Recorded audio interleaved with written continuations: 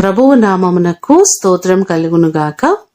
ఈ ఉదయకాలము మీకందరికీ వందనాలు తెలియచేస్తున్నాను. ఈ దినము మిమ్ములను బలపరచు దేవుని మాట. నీవు మొర్రపెట్టగా ఆయన నేనున్నాననును. యెషయా గ్రంథము 58వ అధ్యాయము 9వ వచనం. మన మొరలను, మన విన్నపములను ఆలకించే దేవుడాయన. తన ప్రజలు బాధపడుతున్నప్పుడు, ఇబ్బందులు పడుతున్నప్పుడు వారిని విడిచిపెట్టక నేనున్నానని సమాధానమిచ్చిన గొప్ప దేవుడు ఆయనే.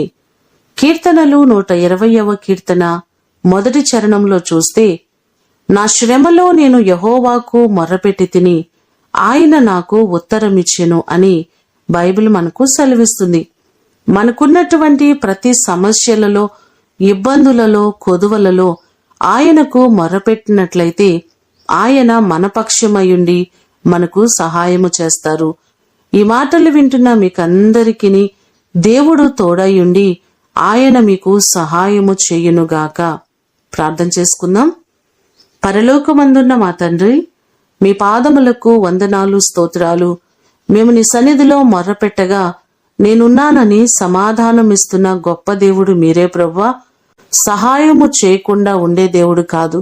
మా కష్టములో మీకు మొర్రపెట్టగా నేనున్నానని సమాధానమిస్తున్న గొప్ప దేవుడవు. నీ కృపలో మా ప్రియులెల్లరినీ జ్ఞాపకం చేసుకోండి. ఏ బాధలలో, ఏ ఇబ్బందులలో, కష్టములో ఉండి మీకు మొర్రపెడుతున్నారో ప్రతి వారి మొరను, విన్నపములను మీరు ఆలకించి మీరు మేలు చేయండి. వారి పక్షముగా మీరు నిలబడి గొప్ప కార్యాలు వారి జీవితాలలో మీరు దయచేయండి. ఈ దినము కొరకు వందనాలు. ప్రతి వారికి నీ కృపాక్షేమములు తోడుగా ఉంచమని యేసు అతి ఘనమైన నామమున అడిగి వేడుకొని పొందియున్నాము తండ్రి. ఆమేన్. దేవుడు మిమ్ములను దీవించునుగాక.